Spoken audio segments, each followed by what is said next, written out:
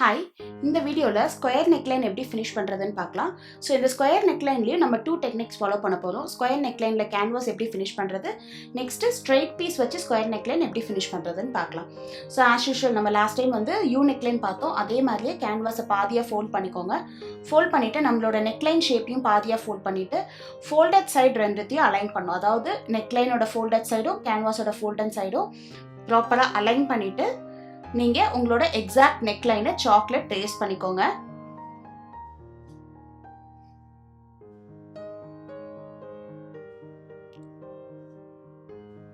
So அந்த sharp டர்னிங்லாம் ப்ராப்பராக trace பண்ணிக்கோங்க.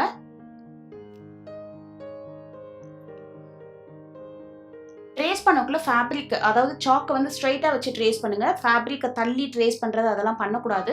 ஸோ அப்படி பண்ணும்போது என்ன ஆகும், நம்ம கேன்வாஸ் ஷேப் கட் பண்ணுவோம்ல, அது வந்து கட் பண்ணிட்டு நம்ம நெக்லைன் கூட மேட்ச் பண்ணக்குள்ள மேட்ச் ஆகாது. ஸோ இப்போ வந்து அவுட்டரில் 1 inch விட்டு கட் பண்ணுங்க. ஸோ ஃபர்ஸ்ட் 1 inch மார்க் பண்ணிக்கோங்க. இந்த ஸ்கேல் யூஸ் பண்ணி நான் மார்க் பண்ணிக்க போகிறேன். 1 inch. ஸோ பாட்டம்லேயும் 1 inch மார்க் பண்ணிக்கோங்க. மார்க் பண்ணிட்டு இந்த கேன்வாஸை கட் பண்ணி எடுத்துக்கலாம்.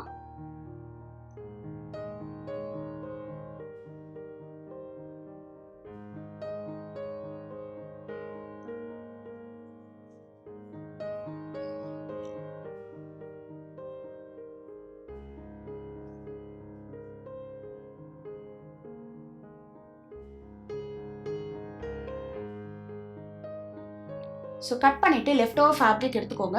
ஸோ இப்போ நீங்கள் சல்வார் ஏதாவது ஸ்டிச் பண்ணுறீங்க, குர்த்தா ஸ்டிச் பண்ணுறீங்கன்னா லைனிங் ஃபேப்ரிக் எடுத்துக்கணும். ஸோ இங்கே ஒரு கான்ட்ராஸ்ட் கலர் ஃபேப்ரிக் எடுத்துக்கிட்டேன். ஸோ கேன்வாஸில் அயன் பார்ட் ஒன்று இருக்கும். அந்த அயன் பார்ட்டை ராங் சைட் ஆஃப் த ஃபேப்ரிக்கில் வச்சு அயன் பண்ணுறோம். ஸோ அகைன் நான் சொன்ன மாதிரி கையால் நல்லா நெக்லைனை ஸ்ப்ரெட் பண்ணி விட்டுக்கோங்க ப்ராப்பர் ஷேப்பில். அயன் பண்ணும்போது அயன் பாக்ஸை வந்து தேய்க்கக்கூடாது, மேலே ஜஸ்ட் வச்சு வச்சு எடுக்கணும். ஓகே, கம்ப்ளீட்டாக அந்த கேன்வாஸ் வந்து அந்த ஃபேப்ரிக்கில் ஸ்டிக் ஆகிடும். ஸ்டிக் ஆகும்போது பார்த்தீங்கன்னா ஆட்டோமேட்டிக்காக அந்த கேன்வாஸ் கொஞ்சம் டிரான்ஸ்பரண்ட்டாக மாறிடும். ஸோ இப்போ நான் ஆல் ஓவர் 1 centimeter விட்டு கட் பண்ணுறேன். ஸோ நீங்கள் வேணும்னா மார்க் பண்ணிக்கலாம். நான் ஜஸ்ட் லைக் தட் அப்படியே 1 centimeter விட்டு கட் பண்ணுறேன். ஏன்னா என்னோட லாஸ்ட் வீடியோவில் இதை பற்றி நான் ரொம்ப கிளியராக டீட்டெயிலாக எக்ஸ்பிளைன் பண்ணியிருந்தேன். ஸோ இந்த பார்ட்டெல்லாம் கொஞ்சம் ஃபாஸ்ட்டாக போகிறேன். ஸோ ஷோல்டர் பார்ட், அதாவது டாப் பார்ட் ஆஃப் த நெக்லைன்லையும் இன்னர் நெக்லைன்லையும் நம்ம எக்ஸாக்டாக கட் பண்ணோம்.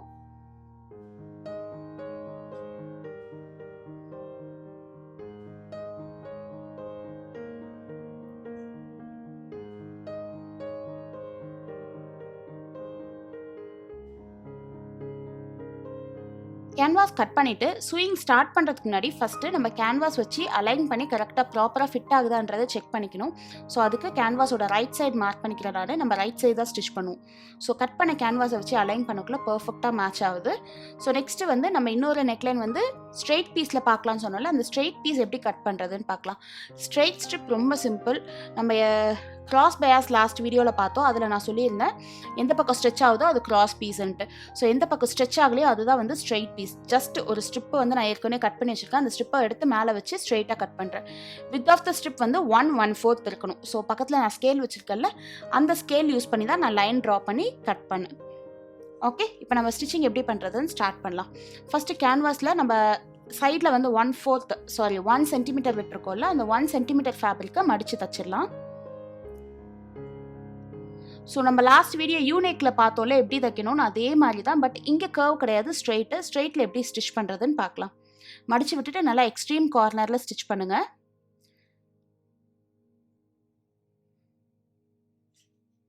ஸோ நெக்ஸ்ட் சைடு வரக்குள்ள அப்படியே அந்த ஃபேப்ரிக்கை மடித்து ஓவர்லாப் பண்ணி ஸ்டிச் பண்ணிவிட்டு நீடில் ட்ராப் பண்ணிவிட்டு ஃபூட்டை லிஃப்ட் பண்ணிவிட்டு டர்ன் பண்ணிக்கிடும். ஸோ இதெல்லாம் வந்து நம்ம ஸ்விங் ப்ராக்டிஸ் வீடியோவில் பார்த்தோம். ஸோ என்னோட வீடியோ நீங்கள் ஃபாலோ பண்ணக்குள்ள ஸ்டெப் பை ஸ்டெப் வந்தீங்கன்னா ரொம்ப ஈஸியாக இருக்கும் உங்களுக்கு அண்டர்ஸ்டாண்ட் பண்ணிக்க. நீடில் ட்ராப் பண்ணிவிட்டு ஃபூட்டர் லிஃப்ட் பண்ணி அப்படியே டர்ன் பண்ணிக்கணும். லாக் பண்ணி ஃபினிஷ் பண்ணிக்கோங்க. ஃபினிஷ் பண்ணிவிட்டு இப்போ ஸ்டிச்சுக்கு பக்கத்தில் இருக்கிற எக்ஸ்ட்ரா ஸ்ட்ரிப்பெல்லாம் வந்து கட் பண்ணி எடுக்கிறோம். இது எதுக்குன்னா கொஞ்சம் நிறைய ஸ்ட்ரிப் இருக்குது இந்த ஸ்டிச்சுக்கு பக்கத்தில். ரொம்ப கம்மியாக 1/4 இருந்ததுன்னா விட்டுடலாம். இங்கே கொஞ்சம் நிறையா இருக்குன்றதுனால நம்ம கட் பண்ணி எடுக்கிறோம். எதுக்குன்னா நம்ம ஸ்டிச் பண்ணிவிட்டு டர்ன்லாம் பண்ணக்குள்ளே இது ரொம்ப மொத்தமாக இருக்கும். அதுக்காக அந்த திக்னஸ் அவாய்ட் பண்ணுறதுக்காக நம்ம ஸ்ட்ரிப்பை வந்து கட் பண்ணி எடுக்கிறோம்.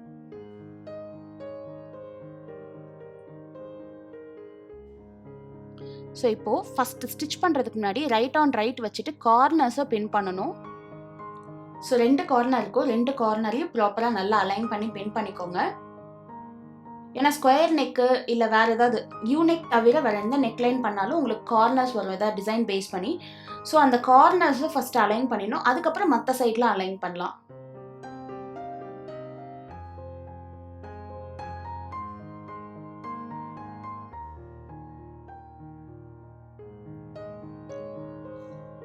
அலைன் பண்ணிவிட்டு 1/4 ஸ்டிச் பண்ணுங்கள். லாக் பண்ணி ஸ்டார்ட் பண்ணுங்கள். நம்ம கொடுத்த சீம் அலவன்ஸ் வந்து 1/4.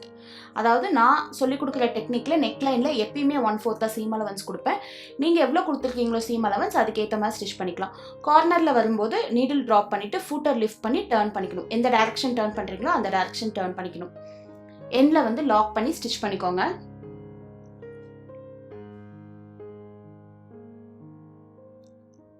ஸோ பின்ஸ் ரிமூவ் பண்ணிவிட்டு கம்ப்ளீட்டாக நாச்சஸ் கொடுக்கணும். ஃபஸ்ட்டு கார்னரில் நாச்சஸ் கொடுத்துருங்க. கொடுக்கக்குள்ளே நல்லா ஸ்டிச்சு பக்கத்தில் நல்லா க்ளோஸாக வரணும் நாச்.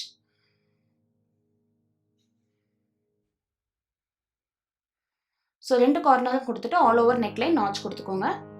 ஸோ நெக்ஸ்ட் நாச் கொடுத்த அப்புறம் நம்ம டாப் ஸ்டிச் கொடுக்கணும்.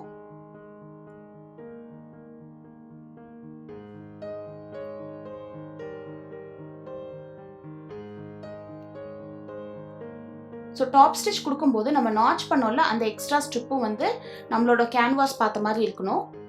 நல்லா எக்ஸ்ட்ரீம் எட்ஜில் டாப் ஸ்டிச் கொடுத்துக்கோங்க. ஸோ இங்கே இம்பார்ட்டன்ட் பார்ட் பார்த்தீங்கன்னா நம்ம அந்த கார்னர் வரும்போது என்ன பண்ணுங்க, இன்னும் கொஞ்சம் ஸ்டிச் பண்ணணும். ஸோ அந்த கார்னர் வரும்போது நம்ம அடுத்த சைடு போகணும்ல அந்த ஃபேப்ரிக்கை அப்படியே ஆப்போசிட்டில் டர்ன் பண்ணிவிட்டு ஸ்டிச்சை கண்டினியூ பண்ணுங்க. ஆப்போசிட்டில் அந்த ஃபேப்ரிக்கை டர்ன் பண்ணுறதுல என்ன பெனிஃபிட்னா நம்மளோட ஷார்ப் பாயிண்ட் கார்னரை வந்து கரெக்டாக கண்டுபிடிக்கலாம் அதுக்காக. ஸோ இப்போ நெக்ஸ்ட் சைடு வரக்குள்ளேயும் பாருங்கள் நான் எப்படி டர்ன் பண்ணுறேன்னு. ஸோ கரெக்டாக அந்த ஷார்ப் பாயிண்ட் எதுன்றதை பார்த்துக்கோங்க. ஸோ இதுதான் அந்த ஷார்ப் பாயிண்ட், ஆங்கிள் பார்ட்டுன்னு கூட சொல்லலாம். கொஞ்சம் அந்த லைன் கிட்ட வரைக்கும் வந்துட்டு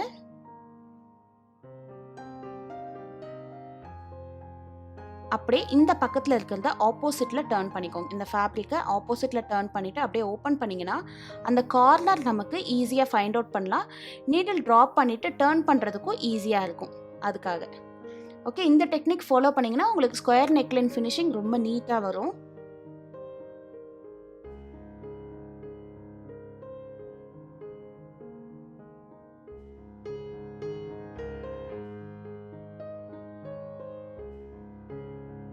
எண்டில் லாக் பண்ணி ஃபினிஷ் பண்ணிக்கோங்க.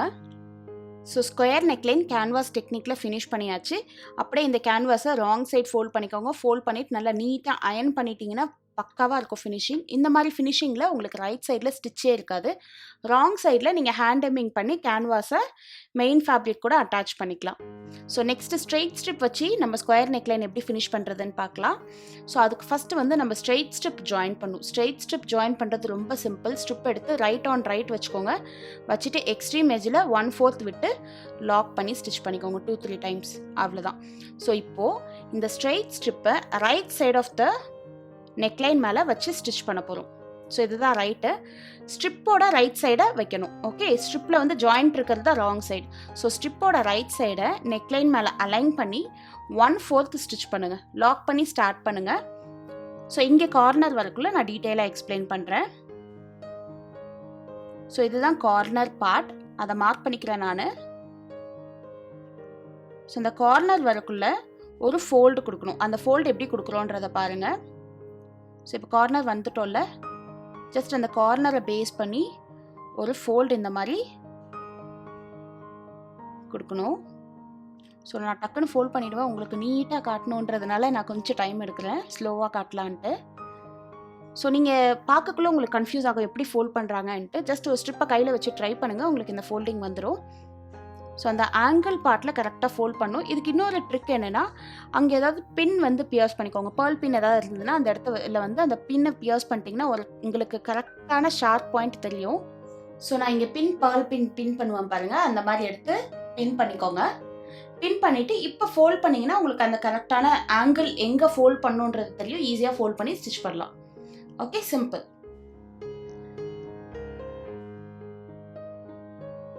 ஸோ கரெக்டாக அந்த இடத்துல மடிகிற மாதிரி ஃபோல்ட் பண்ணணும். ஸோ இப்போ ஸ்டிச்சை கண்டினியூ பண்ணுங்க. கண்டினியூ பண்ணிட்டு அந்த ஷார்ப் எட்ஜ் வரக்குள்ள நீடில் ட்ராப் பண்ணிட்டு டர்ன் பண்ணிக்கோங்க. அப்படியே ஸ்டிச்சை கண்டினியூ பண்ணுங்க.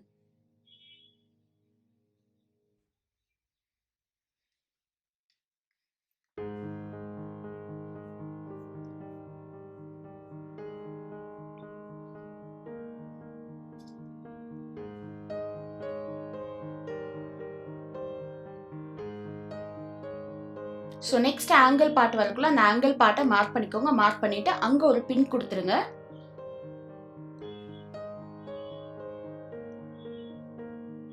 பின் கொடுத்துட்டு நம்ம யூஸ்வலாக ஃபோல்ட் பண்ணுவோம்ல, அந்த மாதிரி ஃபோல்ட் பண்ணிக்கலாம்.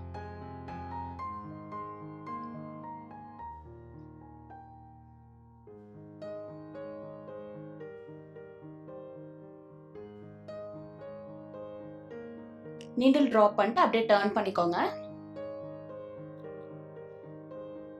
ஸ்டிச்சை கண்டினியூ பண்ணிட்டு எண்டு வந்து நாக் போட்டு ஃபினிஷ் பண்ணிக்கோங்க.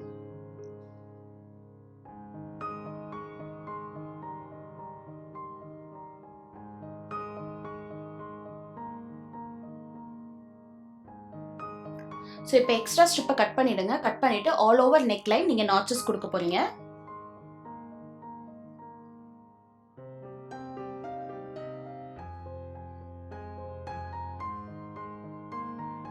ஸோ நாட்சஸ் வந்து நான் சொன்ன மாதிரி அந்த ஆங்கிள் பார்ட்டில் மஸ்ட் ஃபஸ்ட்டு அங்கே கொடுத்துருங்க. நல்லா ஸ்டிச் பக்கத்தில் நல்லா க்ளோஸாக கொடுக்கணும்.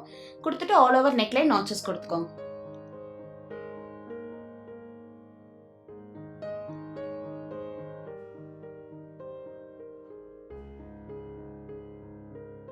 நாட்சஸ் கொடுத்துட்டு நம்ம டாப் ஸ்டிச் கொடுக்கறதுக்காக ஃபோல்ட் பண்ணணும் ஸ்ட்ரிப்பை. ஸோ அந்த ஃபோல்டிங் எப்படி இருக்கணும்னா கம்ப்ளீட்டாக ஃபோல்ட் பண்ணாமல் பாதி தான் இந்த மாதிரி ஃபோல்ட் பண்ணணும். ஃபோல்ட் பண்ணிவிட்டு நல்லா தேய்ச்சி விட்டுக்கோங்க. பாதி தான் ஃபோல்ட் பண்ணணும் பாருங்கள். அந்த நாட்ச் கொடுத்துருக்கோம்ல அந்த ஸ்ட்ரிப்பு மடிகிற மாதிரி பாதி ஃபோல்ட் பண்ணிவிட்டு டாப் ஸ்டிச் கொடுங்க. ஸோ இங்கே அகெயின் அந்த கார்னர் ஃபோல்டிங்கிறது கொஞ்சம் ட்ரிக்கியான பார்ட். அது எப்படி ஃபோல்ட் பண்ணுறதுன்னு நான் சொல்கிறேன். ராங் சைட் டர்ன் பண்ணிவிட்டு அந்த ஃபோல்டிங் தெரியுது இல்லை, அந்த ஃபோல்டிங் பக்கமாகவே அது எதுவும் அந்த இது வந்து எதுவும் ஸ்பாயில் ஆகாத மாதிரி அந்த ஃபோல்டிங்கை மெயின்டைன் பண்ணி ஃபோல்ட் பண்ணுங்கள். அதுக்கு ரிமூவ் பண்ணிவிட்டு நான் காட்டுறேன் எப்படின்னு.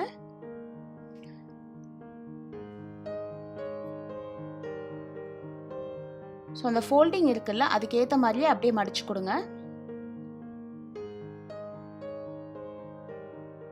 இப்போ தெரியுதா அந்த ஒரு ஃபோல்டிங் வருதுல்ல, அந்த ஃபோல்டிங்கில் பின் கொடுத்துக்கோங்க. இப்படி கையை வச்சு மடிக்கக்குள்ளே உங்களுக்கு அந்த ஃபோல்டு கிடைக்கும். ஸோ ரைட் சைடில் இந்த மாதிரி இருக்கும். ஓகே, அந்த இடத்துல பின் கொடுத்துட்டு ஸ்டிச் பண்ண ஸ்டார்ட் பண்ணுங்க.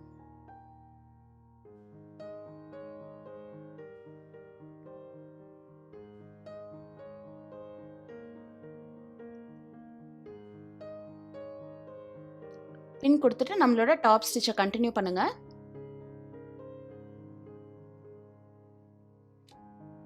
ஸோ கார்னர் வரும்போது நீடில் ட்ராப் பண்ணிட்டு அப்படியே அடுத்த சைட் டர்ன் பண்ணுங்க. ஃபூட்டர் லிஃப்ட் பண்ணி டர்ன் பண்ணுங்க.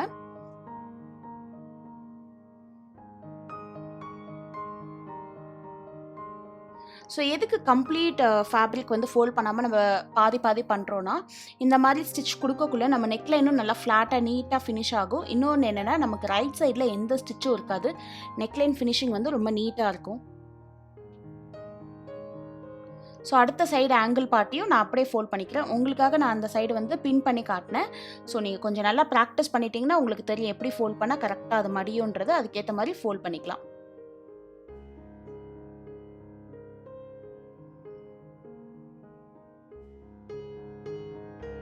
டாப் ஸ்டிச் கண்டினியூ பண்ணிக்கோங்க. நான் அங்கே ஆங்கிள் ஃபோல்ட் பண்ணிட்டேன். கார்னர் வந்தோடனே நீடில் ட்ராப் பண்ணிவிட்டு அப்படியே ஆப்போசிட் சைட் டர்ன் பண்ணிக்கோங்க.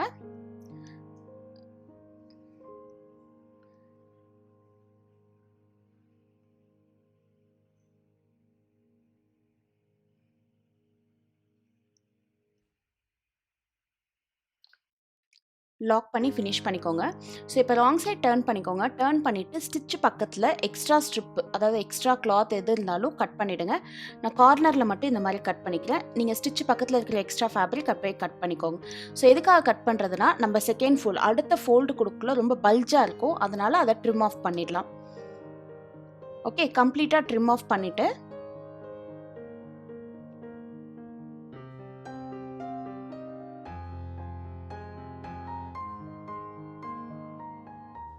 நெக்ஸ்ட் இந்த கம்ப்ளீட் ஃபேப்ரிக்கை நம்ம ராங் சைட் டர்ன் பண்ணி ஒரு டாப் ஸ்டிச் கொடுக்க போகிறோம்.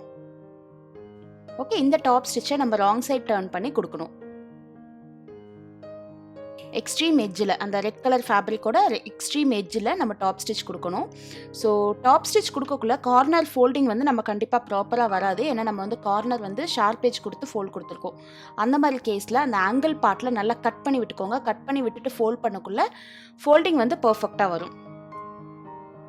ஸோ கட் பண்ணி விட்டாலும் நீங்கள் அந்த ஸ்கொயர் ஷேப்பை தான் ஃபாலோ பண்ணணும். ஸ்ட்ரெயிட்டாக வந்துட்டு அந்த ஸ்கொயர் ஷேப் ஃபாலோ பண்ணி தான் நீங்கள் ஸ்டிச் பண்ணணும்.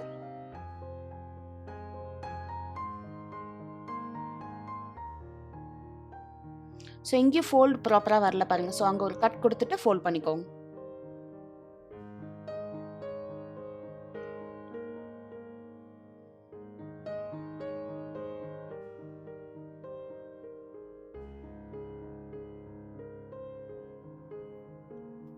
லாக் பண்ணி ஃபினிஷ் பண்ணிக்கோங்க. ஃபினிஷ் பண்ணிவிட்டு நல்லா அயன் பண்ணிக்கோங்க. அயன் பண்ணிட்டீங்கன்னா உங்கள் நெக்லைன் ஷேப் நல்லா பர்ஃபெக்டாக வந்துடும். ஹோப் இந்த வீடியோ உங்களுக்கு பிடிச்சிருக்கும்னு நினைக்கிறேன். இன்னொரு நெக்ஸ்ட் இன்ட்ரெஸ்டிங் வீடியோவில் மீட் பண்ணுறேன். Thank you all. Bye bye.